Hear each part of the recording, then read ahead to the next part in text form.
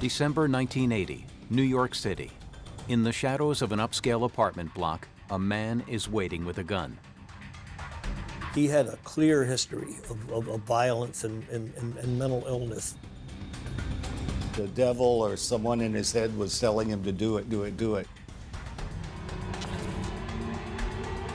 And then he opens fire. Pulled the trigger 5 times.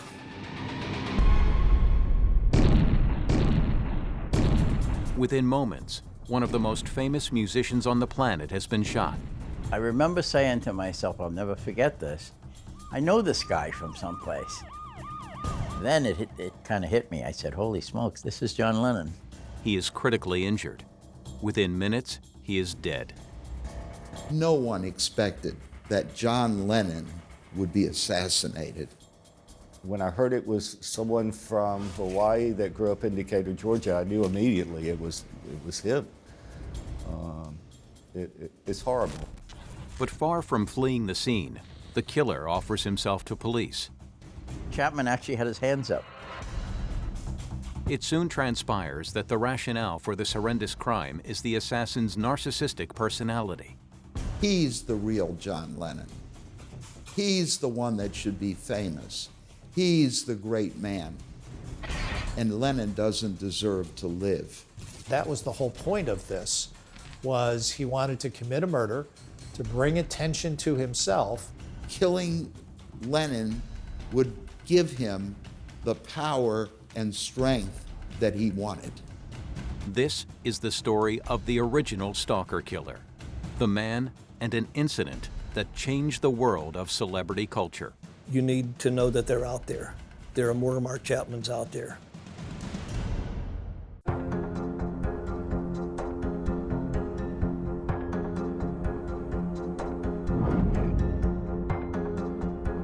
What happened on the streets of Upper Midtown Manhattan on the evening of Monday, 8th December 1980 was to reverberate around the world.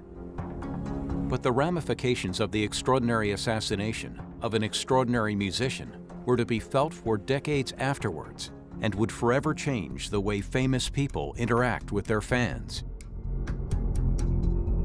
Right across the latter part of 1980, a young man with a troubled mind had made up his mind to kill a famous person. By the end of the year, he'd honed in on someone with global recognition. The aspirant killer was Mark David Chapman. His target was John Lennon. How Chapman ended up in Manhattan with a gun in his hand that night is a complex and often misunderstood story. The public perception would describe the defendant as a crazed Beatle fan who was obsessed about John Lennon, and we didn't find that to be the case. He was obsessed about himself. He was obsessed about bringing attention to himself to steal, in effect, the fame of another individual.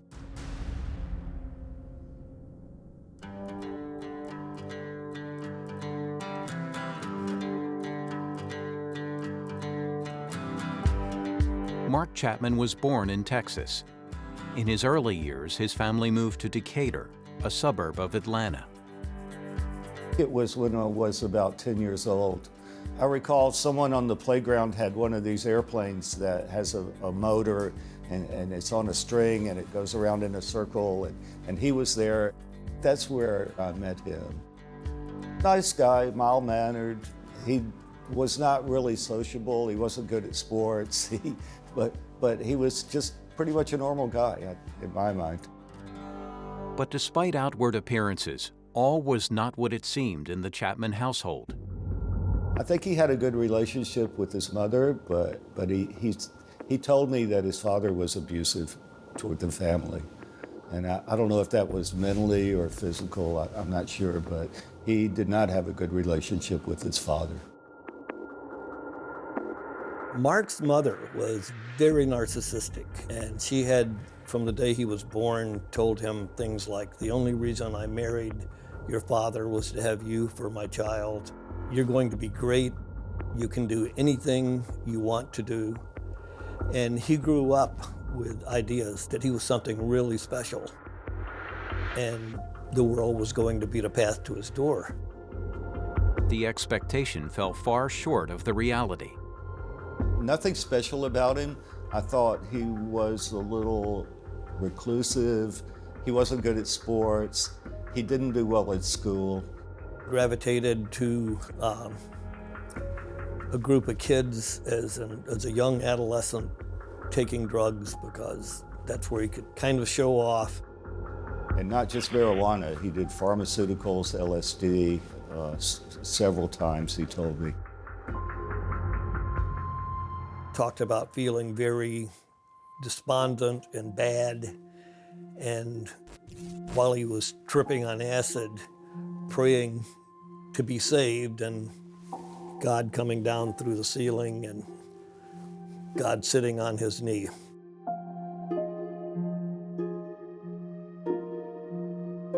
Then, just as suddenly, his rebellious phase ended. At 16, Mark became an evangelical Christian, and his temperament changed just as abruptly. Somehow, during his formative years, drugs and an overnight LSD conversion to extremist Christianity, seeing himself as almost some kind of, rock star.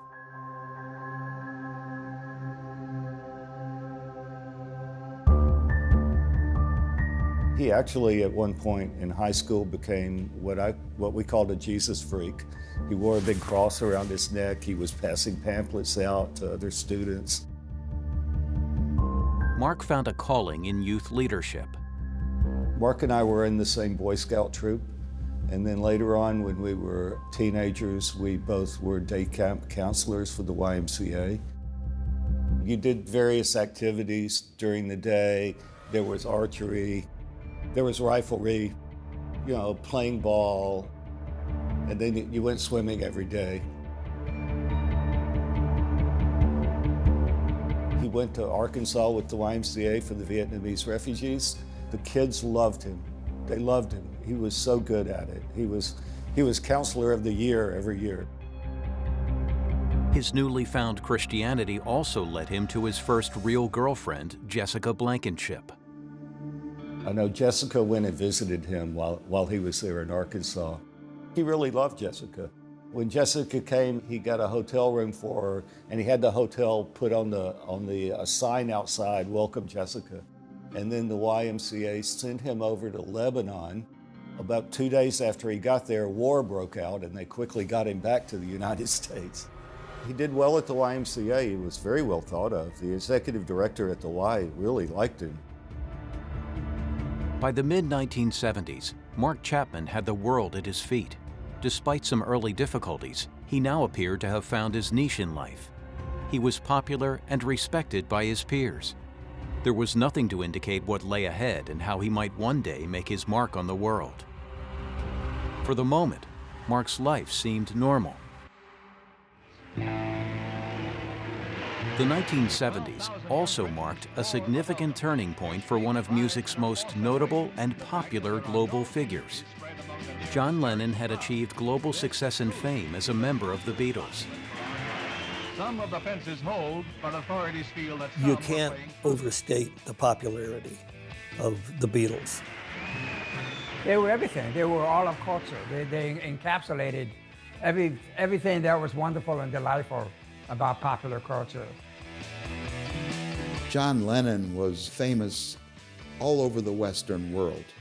He was the most edgy and the least willing to play the celebrity game in some ways.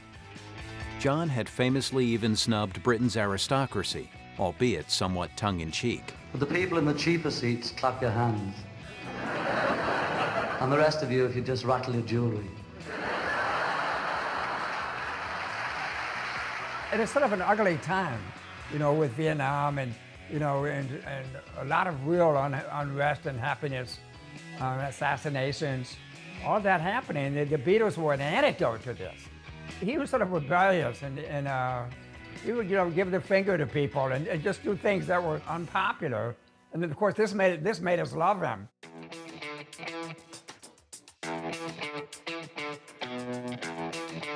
After an acrimonious split from his fellow Beatles, John Lennon had moved to New York.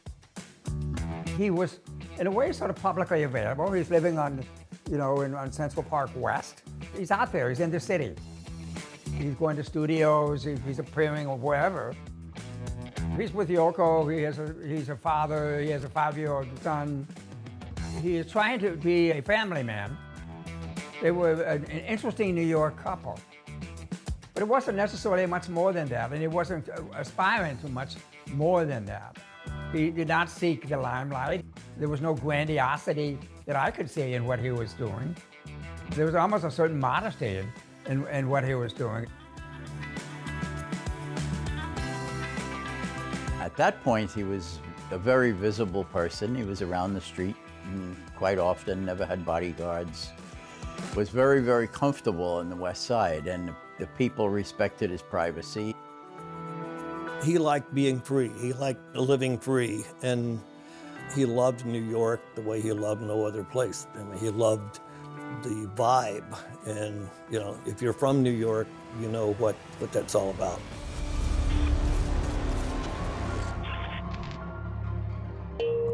Mark Chapman liked the Beatles. He'd always been a Lennon fan. He loved the Beatles. He had every one of their albums. He listened to them all the time. He was 7 or 8 years old when his father bought him a Beatle album, and he would, make little army figures into little Beatle characters. And he always, for some reason identified more with John than with the other Beatles. I think Mark tried to imitate John Lennon in a lot of ways. Playing guitar, singing. I know Mark at one time asked me who was the most talented Beatle, and I said Paul McCartney, and he said, no, you're wrong, it's John Lennon. He's very good. And I think Mark wanted to be like John Lennon in a way. But one incident was to change Mark Chapman's view of a boyhood hero. John Lennon said the Beatles are more popular than Jesus Christ, and that really made him mad. Lennon's comments went somewhat unnoticed in the UK, but when a DJ called Tommy Charles took up a crusade, the mood changed. If you, as an American teenager, are offended by statements from a group of foreign singers which strike at the very basis of our existence as God-fearing, patriotic citizens, then we urge you to take your Beatle records, pictures, and souvenirs to the pickup points about to be named, and on the night of the Beatles' appearance in Memphis, August 19th, they will be destroyed in a huge public bonfire at a place to be named soon. Stay tuned to Wacky for further development. He told me he took all his records and burned them. The fact that John was preaching love and peace and so forth, and Mark didn't believe that was sincere.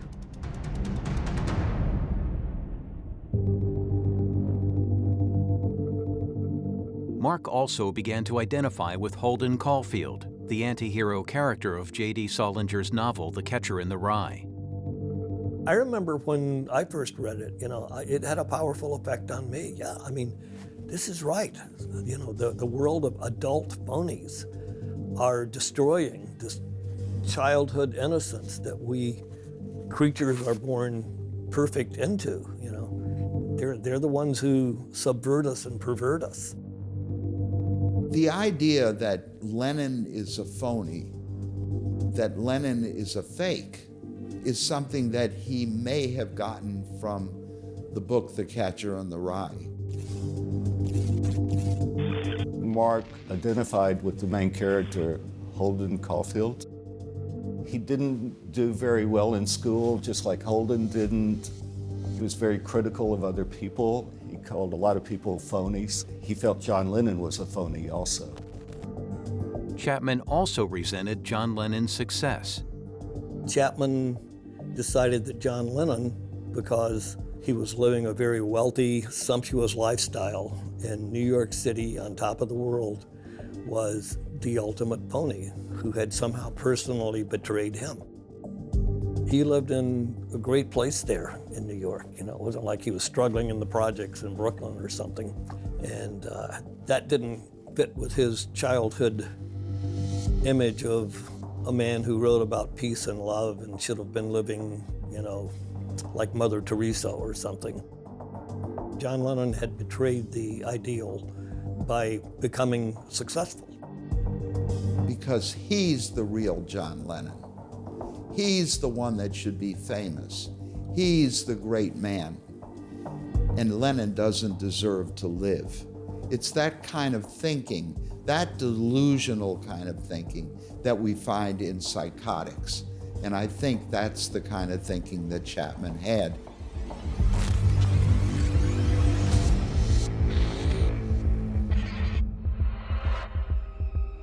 Despite his narcissism, things weren't working out the way Mark believed they should have. When he left college, he became a security guard, which he equates with the lowest common denominator of humanity. Felt very devastated that all of his dreams of education weren't going to happen, that he was going to spend his life being a nobody. Seeking a new life, he left Georgia for Hawaii. But again, things did not go according to his plan. Initially went to Hawaii with the purpose of, spending as much money as he could get. And when the money ran out, he was going to commit suicide. He went to a Sears, he bought a long hose, like a vacuum hose, and rented a car and ran it from the muffler into the window and parks in a very public place where, he's going to be seen. And he talks about, turning the engine on, and there's a Japanese fisherman coming back from the beach with a rod who tapped on his window and said, "Are you okay?"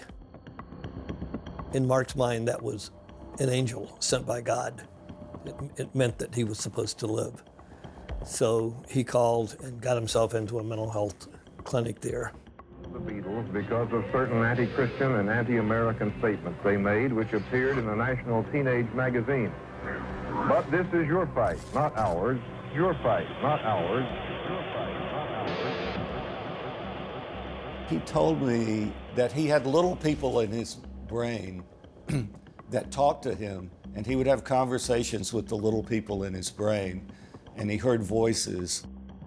I thought it was kind of strange, but I didn't know it was as serious as it was.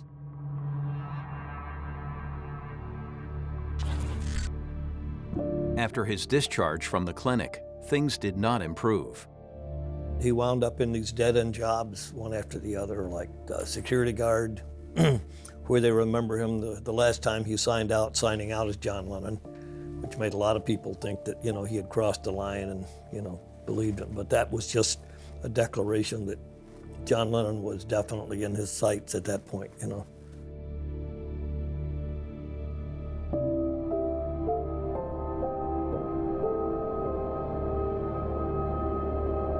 His narcissistic personality had taken over his life, and his confusion was heightened by a deteriorating situation and mental condition. He still craved and still believed that someday he was going to be known for doing something great, or at least he was going to be known. He thought, well, I'll probably never do anything really great in life, but I can become known for doing something. It's the ultimate form of greed. They want to possess another person's body and soul. And Chapman, in the end, essentially wanted that from John Lennon. I mean, he wanted his identity, he wanted his notoriety. Somehow, by this kind of social osmosis, killing Lennon would give him the power and strength that he wanted. He made a bargain with the devil to achieve notoriety and, in a twisted way, become famous.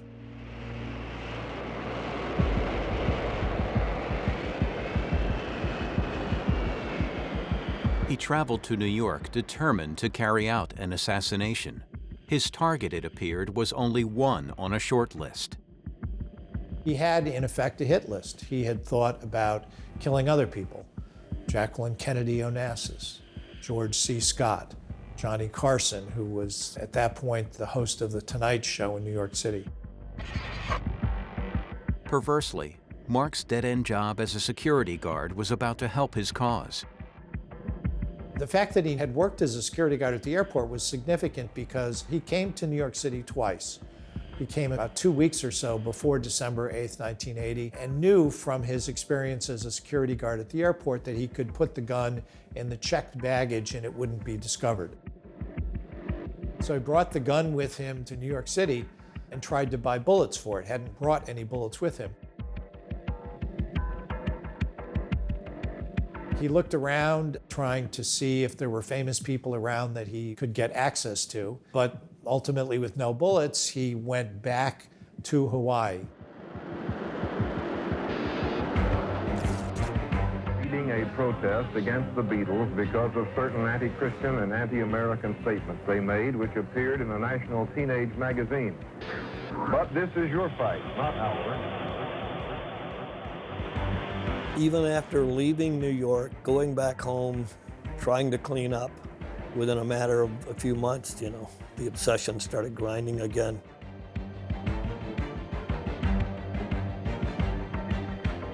He returned, this time coming through an intermediate city where he met with someone who was able to supply him with hollow point bullets. He actually went with that individual out into a wooded area and practiced shooting the gun.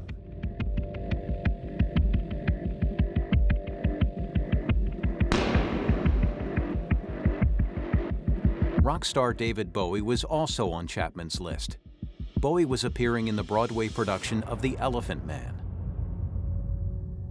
He went to the performance with a girl he met outside the Dakota and had the gun in his pocket and said, I could have killed David Bowie at any point during that performance, The only person on the planet that he was a danger to was John Lennon because of the childhood connection and because of the book that showed Lennon to be, in his mind, the ultimate pony.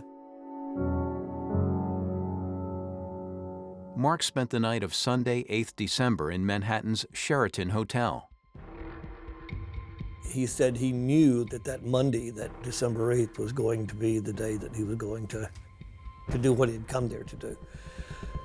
He set up a little tableau in the hotel room before he left. He said that was going to be sort of a statement of his life and who he was. He left the hotel early. He'd worn these comfortable shoes. He knew that to be a stalker, he needed, in that kind of weather, he needed comfortable shoes and a warm jacket and something that could, hide the bulk of a gun and a book in. Took up his post there, mixing in with all of the legitimate John Lennon fans that hung out 24/7 almost at the Dakota. All these people, I think, may be missing something if they need to be that close to some pop culture icon. At 5 o'clock, John Lennon and Yoko Ono left the Dakota. Lennon goes down into the basement of his apartment building, the Dakota, and he runs into Chapman, who's been waiting for him there. And Chapman, and Lennon's completely accessible, and Chapman gets him to sign an album. He remembers John being very courteous to him, taking, his Double Fantasy album, signing it. He had just bought that album to be more convincing. It was part of his subterfuge. And to his amazement, John shows up and takes the album and signs it for him. Paul Gorish was one of the people who would hang out at the Dakota for a chance to see John Lennon. Took many pictures of him over the years. He actually captured that photograph of John Lennon signing the defendant's record album. At that point, I think in his own mind, he became a legitimate Beatle fan. I mean, he was awestruck. And Lennon goes on his way. Then he goes and works. He's a working man. And he goes and works, and then he comes back. John and Yoko arrived back from the recording studio at around 11. It was a Monday night, cold December. Most people drifted away. Mark was there alone. He described watching the limo pull up, knowing somehow that it was John and Yoko who were in it. Had his hand on the gun, the safety off, knowing even before John's limo came in to sight, he heard a vehicle and he just knew. And this is the moment, and this is when I'm going to do what I came here to do. John and Yoko kind of brusquely walked past him, and he turned as they went by. He said, "Mr. Lennon," and he thinks he saw John maybe hesitate for a moment. He sees Chapman again, and there was some kind of flash of recognition between him, and then he turns to walk away.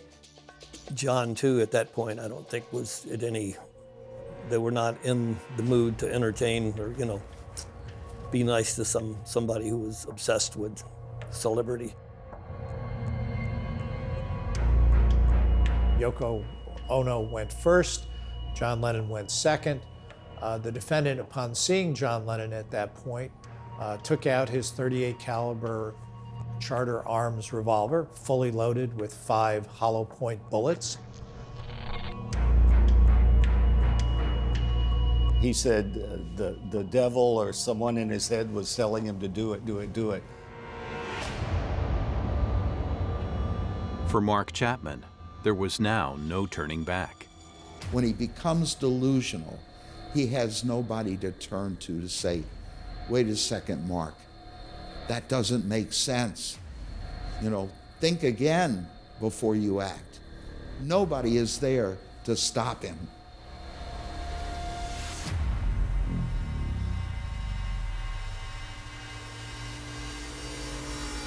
Mark said he moved into position behind him with his, both hands on the gun, police style. Called out to John Lennon and proceeded to fire 5 shots in his direction. At least 4 of those shots ripped through John's body. Horrible, these wad cutter bullets that destroyed John from the vocal cords on down. John actually ran, a short distance before he collapsed on the, stairway. I remember seeing Yoko run from where she had been crouching around where John had fallen. And Jose, the doorman, is pleading, "What have you done? What have you done? Get out of here, man, get out of here." Not like, run and escape, but, you've just destroyed something wonderful. Just go, die. He actually dropped the gun. The doorman came up and kicked it away. He knew he had done something horrible as soon as it happened. He wanted to take it back. He wanted to disappear into the catcher in the rye. First thing he did after he put the gun down was pull out the catcher in the rye and start reading it, hoping that he would disappear into the book and become Holden Caulfield.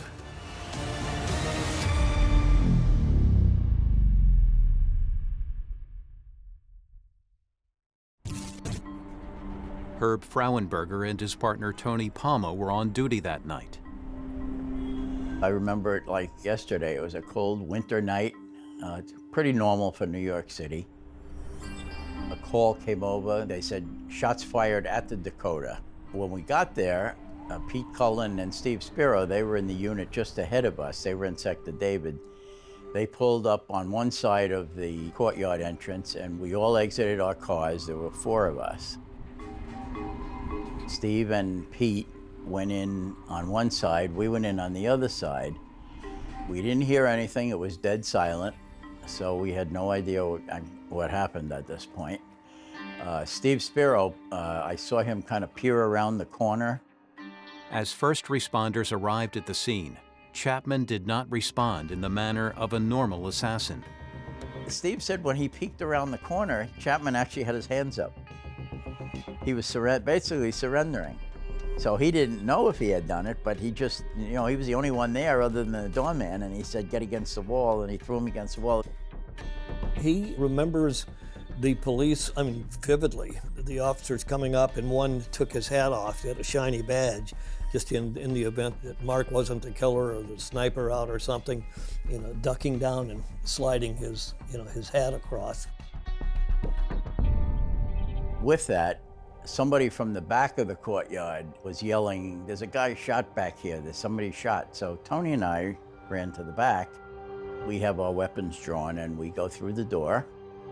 I see a man laying on the floor, motionless, with his arms stretched out, as if he was running and tripped. He was not moving, and he was in a pool of blood. So we looked around. There was no evidence of any other shooters or anything, so I ran over to him, and I remember kneeling down, and his face was straight into the floor, so you couldn't really see his face too well until I turned his head to try to see if he was still alive. I had my doubts that he was still alive, judging by all the blood. But I felt he had a pulse, a slight pulse. And I remember saying to myself, I'll never forget this, I know this guy from someplace.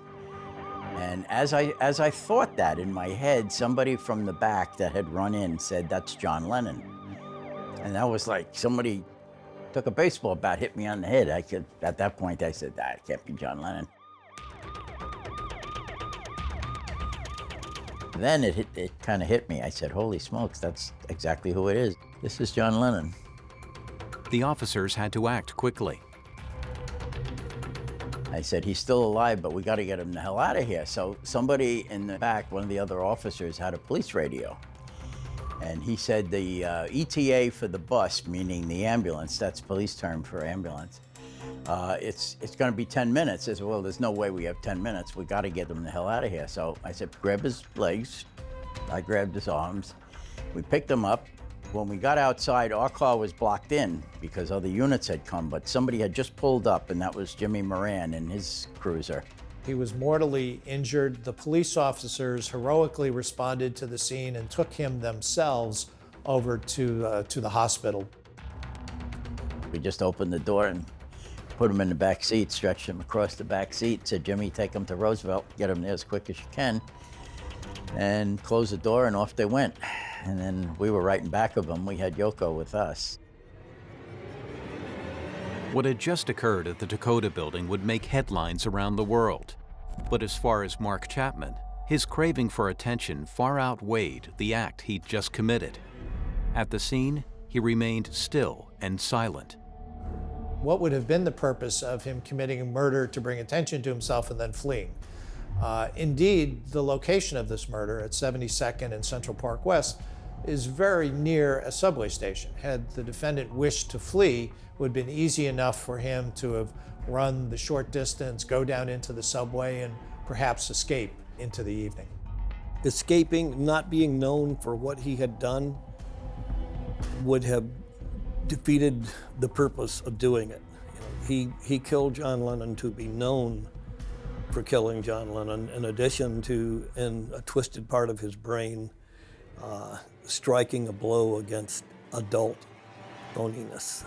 And he was reading the book. And I actually took the book down to the property clerk the next day for evidence, vouched it as evidence. So I know that happened. I didn't know that he was reading it, but he did have the book. He remembers one of the police officers, the one grabbed him and put him in the police car and was pretty rough with him, and the other saying, you realize what this is, man? This is history, man. This is history. And Mark trying to explain how, he was the catcher in the rye and, why he had the book. Now Yoko, this is the first time that I saw Yoko Ono. She had followed us out of the Dakota, and she wanted to get in the car with him and ride down with him. And we said, no, you can't do that. You come with us, we'll take you down. So we put her in our unit, and we followed them with the sirens going and as fast as we could get to Roosevelt. For what she had gone through, she was remarkably composed. She was obviously, you could see she was in shock. You could see in her face that she was like, what the heck just happened, but not hysterical, like you see people going crazy and they're, flipping out. She wasn't that. So she was conversing with us, how is he? And, of course, we're trying to put the best spin on this thing and, trying to make her as comfortable as we could. From the Dakota to Roosevelt couldn't have taken us 2 minutes because we had a Monday night, no traffic. Lincoln Center was closed. So we were able to get down there really quick. And the trauma team was waiting. Tony took Yoko out and walked her into the hospital. And I walked in, they had him on a table and they had been doing open heart massage. So that's when you kind of knew it was, it was not going to end well. About, 5 minutes later, one of the doctors came out and he looked at me and he said, we couldn't save him, he's dead. So.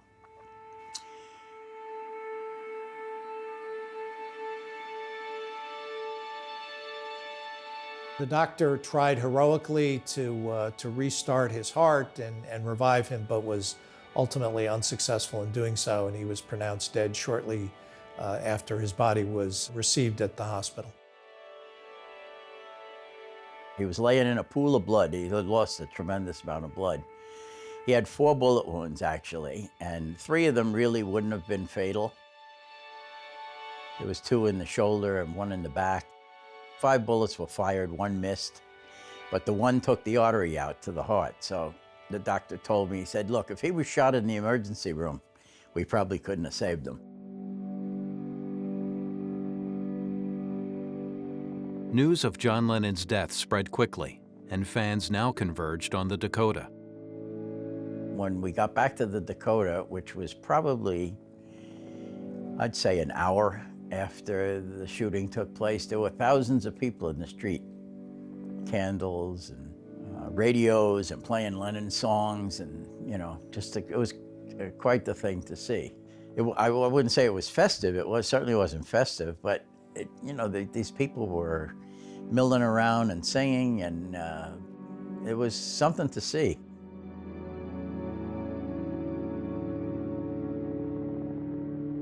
Look at the outpouring of grief and love when the man was shot. Anybody in New York City at that time will tell you that basically the whole city came to a standstill, and much of the world did.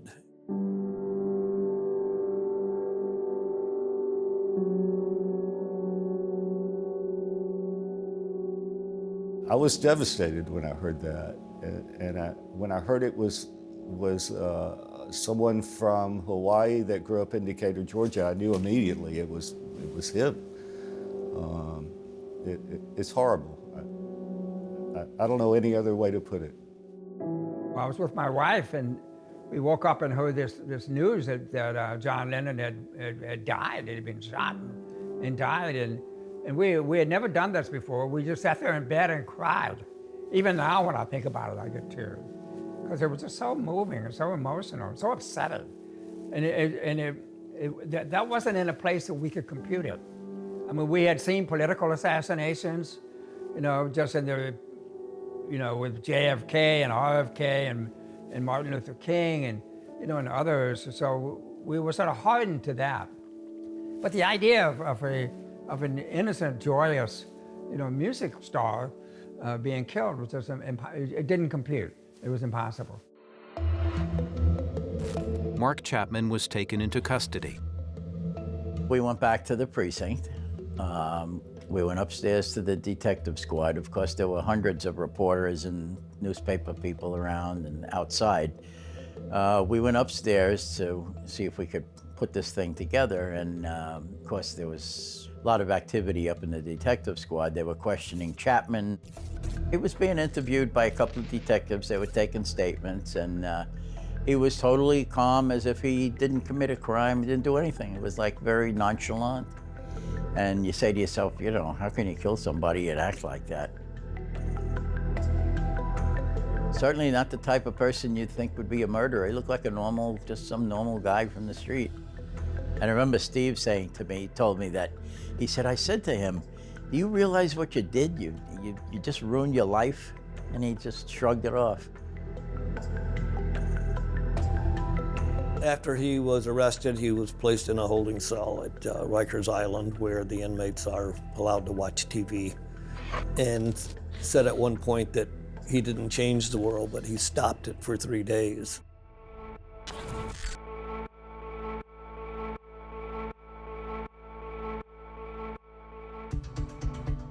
This was never a case where there was any mystery about how the defendant had engaged in the conduct.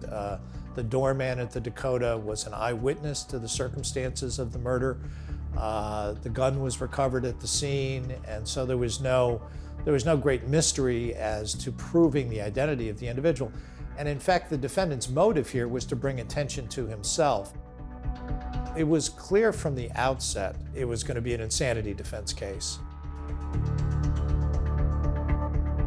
When I heard that he told people that there was a voice in his head telling him to do it, I went, well, that's consistent with what I heard when I was a teenager or young adult, where he said he did have voices in his head, and he would have conversations with them. And if he got mad at one of them, he could kill him in his head. When he spoke to the psychiatrists and psychologists, it was all about him. It was never, the terrible thing that he had done, the effect that it had had on John Lennon's family, the effect that it had on the legions of fans that John Lennon had around the world. It was all about him and the effect that the murder had had on him. My major thought was that it was oddly impersonal. And so many of the celebrity stalkers we've heard about fantasize a deeply personal connection with the star that they have a fantasy involving. If Chapman had one with Lennon, I did not know what it was. It was strangely impersonal. It was like, to me, it feels like an assassination. But the public trial of Mark Chapman would never take place. The morning of the trial, when we went to court, in essence, to start the preliminary hearings before the trial itself, the defendant came to court with his attorney and announced that he was going to plead guilty. He was sentenced to 20 years to life. I do know that there have been several parole applications that have been made since then, and they have been opposed by the district attorney's office. And the parole board has seen fit in its discretion to deny parole to the defendant several times now.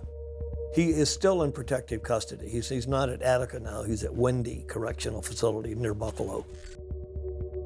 There are people in prison who would kill him just to be known as the guy that killed the guy. Tragically, the murder of John Lennon completely changed the habits of people in the public eye forever. The whole idea of a celebrity stalker, I don't know if that phrase was even in use then. It was a warning bell in the night, is what it feels like. Before Chapman assassinated John Lennon, most celebrities in Hollywood and other industries felt safe. They felt they could walk the streets without bodyguards. They would be okay. I think celebrities changed the way they thought about things. Being John Lennon was probably one of the people you would never think this would happen to. And if it can happen to him, how about me if I'm more controversial? After the assassination of Lennon, everything changed, and they felt very much concerned about their personal safety. You need to know that they're out there. There are more Mark Chapmans out there. They walk among us.